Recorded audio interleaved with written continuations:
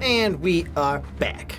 So let's look at the map, and I could indicate where you're going to. Nope, wrong way.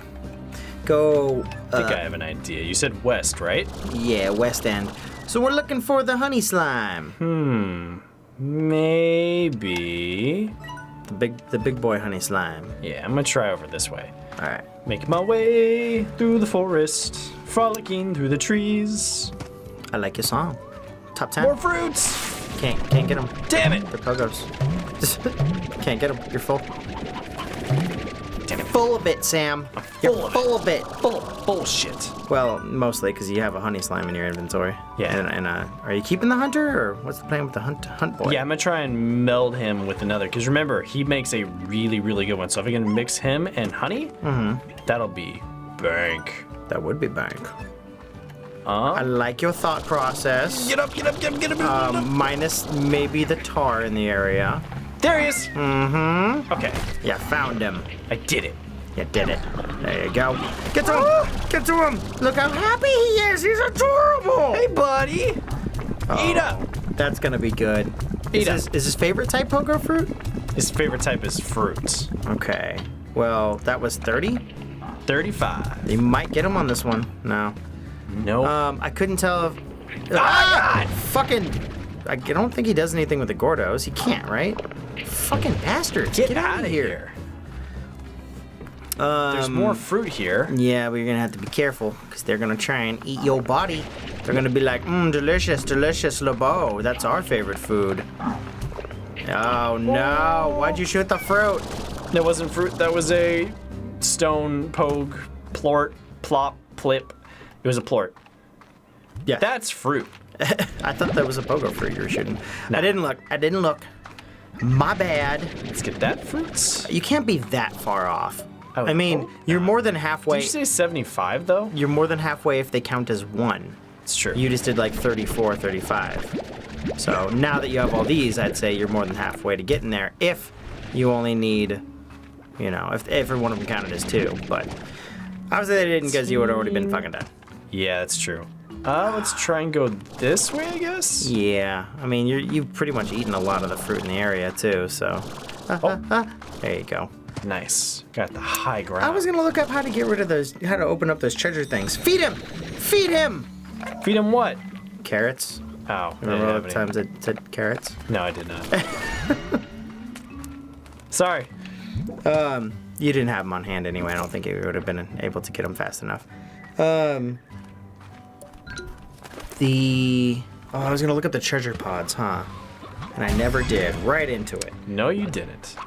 I knew I could take the damage. I'm gonna go back to my base and then collect more fruit. I think there's some on the trees. You gotta feed your boys too. That's part of it too. I know I gotta feed these guys. Treasure pod?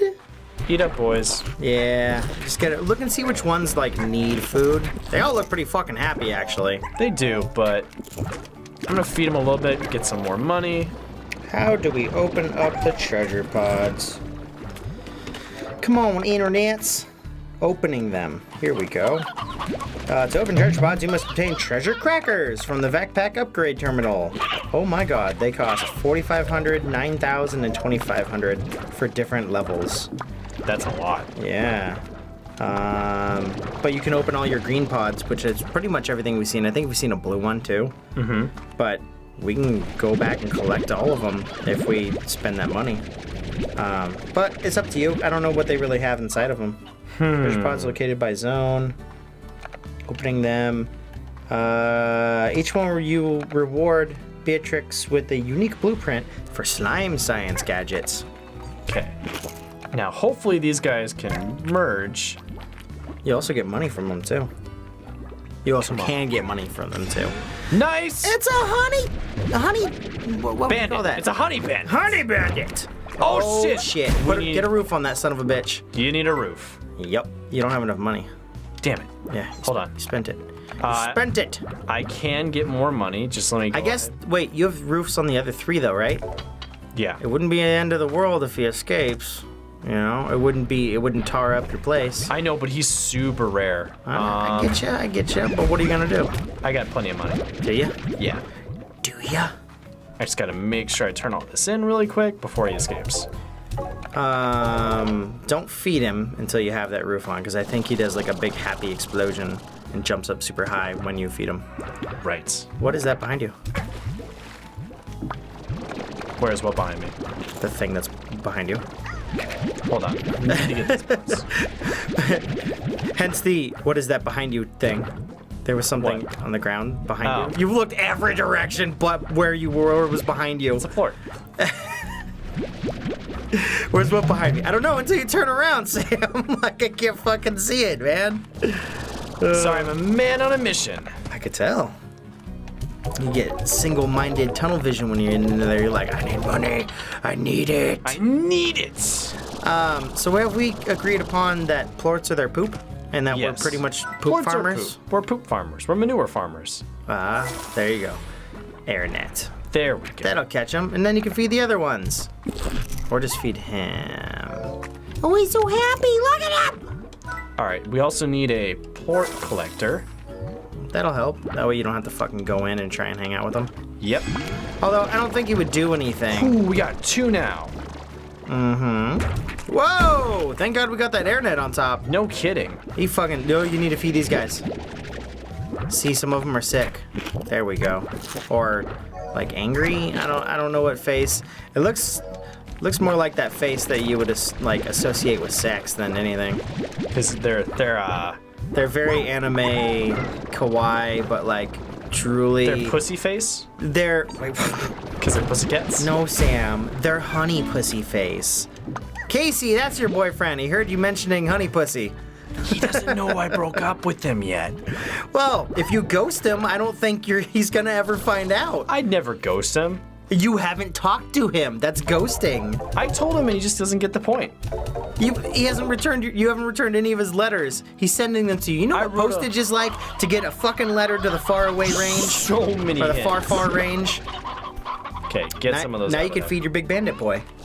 Your bandit Gordo. I think all these guys. Oh no, your boom guys to the left are sad. There we Eat go. up, guys. Whew. There we go. Perfect. And then that guy's angry. Your bandit. Okay. Your bandit boy. Your honey bandit. Well, not that one, the other one. There you go. Eat up, buddy. Or he was feral. I don't know. Maybe we need to put a music box in there to make them. Oh yeah. All right, let's get some more money. Yeah, because he doesn't look too happy. No, he doesn't look happy at all. What kind of music are they listening to? And don't say ska. I wasn't going to, but It's now I not kind of ska. want to. It's not ska. It's not ska. No one listens to ska except for you and all the people who listen to ska. Me and Kevin. We're the only ska fans. I think that's literally the only two people I have been like That you heard that were like, oh my god, ska! Everyone else was like, yeah, it's okay. But you two were like, It's because I was in band, so I really love jazz and like bebop and all those like really instrumental. but you also like rock and pop. So I also like rock it and- mixes well. It's I a like- nice hybrid of the two. It's a hybrid of punk and big band music like bebop and jazz. So it's like the perfect blend. It's always usually very high energy too. There's just all the ska I've heard was. I wouldn't say. Yeah, I guess it would be punk, huh? yeah. Like think about Less Than Jake. They're very much a punk band, but they're Yeah. also a ska band. But most people would probably be like, well, they're a punk band. It's like, yeah, but they also have a saxophone and a trombone. If they have a horn section, I would say that puts them closer into ska, Yeah. probably. Like But I'm not a ska expert. Yeah, like Goldfinger used to be more ska, and then eventually they didn't really, I don't think they phased it out on purpose, but like members left, and they became less of a ska band as time went on. I think ska makes a lot less money comparatively. for Ska bands does, nowadays. but I don't think the horn section takes away. It depends on the music. I don't think it takes away at all. No. I think it just defines the genre a little bit. It more. does define the genre a bit more. Like, I haven't heard horns in metal, but there are so many different types of metal. Yeah. I guarantee you there's at least one metal band that has a fucking horn section in it. The only like other example I can think of in a genre is like Yellow Card, how they implement a violin into their stuff. And there's a couple like, I don't think Lindsey Sterling does a lot of rock, but She has, I like, don't know what different genre she instruments. would be. I don't know 'Cause either. It kind of varies, you know? Yeah. Lindsey Sterling's kind of her own thing. I mean, correct me if I'm wrong, audience, but Jen would know a lot more about her than yeah, I. but I don't know if there's like a defined genre for what Lindsey Sterling is, you know? I don't know either. I think it's maybe just like violinist, alternative. Alternative, because that seems to be like the catch-all for a lot of things. Yeah, I mean, that's what ska. A lot of times, ska bands will be listed as alternative. Yeah. Alternative punk. It's like. Well, I think alternative allows them to reach a lot more viable market rather than the ska. A lot of people, other than like people our age, are probably like, yeah, ska. We recall that. Yeah, we recall But like, you talk to a 12-year-old today, they're probably not. Oh, they have no idea. When I say like, ska what to the my fuck is students, ska? Is that like a acronym for something? My students do you ska? Does one ska? Does one ska with the ska-ness? They get down with the ska-ness, man. My students will ask me this, like, oh, what kind of music do you listen to? I'm like, well, predominantly ska, punk, alternative. And they're like, what the heck's ska? I'm like, how do I explain it to you? How do I explain it to you, just someone that wasn't even born when ska was in its prime time? I think you do it just like how you did earlier. I know, but it took me a while. Alternative, light rock, with a horn section. I don't think even like a punk's trumpet. big enough now for like kids nowadays to get into it, because R&B and rap is so predominant with kids nowadays. I think they understand what Some do like the punk. basic of a genre. Yeah. I mean, for most part, but I mean, I think for a lot of the kids, especially where like my kids, like they're mostly into, they're not really, they're not exploring other types of genres, and rock and roll is not exactly, or alternative is not exactly present like it was when we were kids. The closest you get is like Bruno Mars, which isn't even close. I mean, what would you consider him as? Bruno like, Mars? R&B and pop? R&B? Pop R&B? Yeah. Yeah, like I mean, he's going all around. He does a little bit of everything. He does a lot of stuff that would have been considered oldies back in the day, but it's like new oldies, like NU oldies, I would say maybe, because he kind of does fit into that motif in some of the songs, but I would not ever say that is what its likely genre. Yeah. What genre it falls into. But my students have more than often than not asked me, hey, what's your favorite song? And I always answer, oh, The Wizard Needs Food Badly. And they're like, what the fuck are you talking about? Yeah, I would say that too. Because I don't listen to it. Yeah, it's a song by Five Iron Prince. I know. I've heard you and Kevin I'm telling cream the your audience. pants over it. Tell the audience. I'm saying I know. I recognize it now. Yeah. But I still never heard it to this day. It's a good song. It's about Gauntlet. Yeah. You told me that yeah. it was about the game, and that's where they got a lot of. It's all just a their bunch naming of structure and dumb stuff. pop references. Hey, kind of like that stupid fucking Ready Player One movie. I heard that was actually pretty good. Oh, who'd you hear it from? Steven Spielberg? No, not from Steven Spielberg. A couple of my students were like, it's okay, but they're not always the greatest. Yeah, I read the book. Oh, I didn't read the book. It's fucking terrible. Oh, well. Ernest Cline can really write a book. Yeah. It is pandering to its utmost form and like wish fulfillment, like in the worst way. Oh. And I say pandering, it's just like, hey, you know what makes content? Remember a thing that you liked? This is like that, but it's not that, and it's also not as good as the thing you liked. But here it is. Isn't that cool? We're good though. By association. It's like, no. Well, I remember, no, you're not. So I Make remember some my effort friend to do something. Nick, and not the Nick you're thinking of. He played Final Fantasy with us, but Nick, I remember, was really hyped up for Player One because he liked the book. I mean, I'm sure people could. I'm just saying I didn't, and I thought it made a stupid premise. I mean, isn't it just a VR movie? Not really. I mean, it is in VR. Like, it is about VR. It was. I don't even know if it's technically considered virtual reality. Yeah. I think it's not augmented reality. There's another term where it's different. Anyways, it's like, yeah, sure, if we're gonna take a catch-all term, virtual reality, but it's not. It is, they go into the Oasis, which is pretty much where everyone lives their lives, because, well, real life sucks for them. Are you just taking that boy back to... No, you can't take him back to town. I was testing out your theory. I was like, well, can we actually take Well, things back? thank you for doing that. You're welcome. But most of it just pretty much comes down to like, hey, isn't nostalgia great? We're gonna win the internet from a corporation by, internet references and and jokes and stuff. But I don't think they really thought about it a lot of time because they bring in really obscure references and mention it today, and they mention references like that we wouldn't even be old enough to understand. But who are they sending it to then? Elder hen. An old bird whose egg-laying days are over. Easy. Well, goodbye then. Blah, blah. Wow. You can't pop out babies for me anymore. Let's feed you to the boom kitties. You're useless. But they make a bunch of references, and it's like, what are the audience? Who do they think they're selling this movie to? Because it's weird. And I haven't seen the movie, so. I was tempted to go see it. Just, I don't know, to see what it was like. I really had to try to finish that book. Like it. Oh, it was that hard for you? That was like me and Lord of the Rings. It was just like a young adult novel, but in like all the bad ways that you can like assume an young adult novel would be. It's like, it's that weird kind of like Hunger Games pandering way, where it's like wish fulfillment in a way. And not that anything can't be that way or that makes it bad, but it doesn't ever seem to get further than that. So it leaves you wanting for something of substance. Not that it gives it any passable. Also, the main character is a total Mary Sue.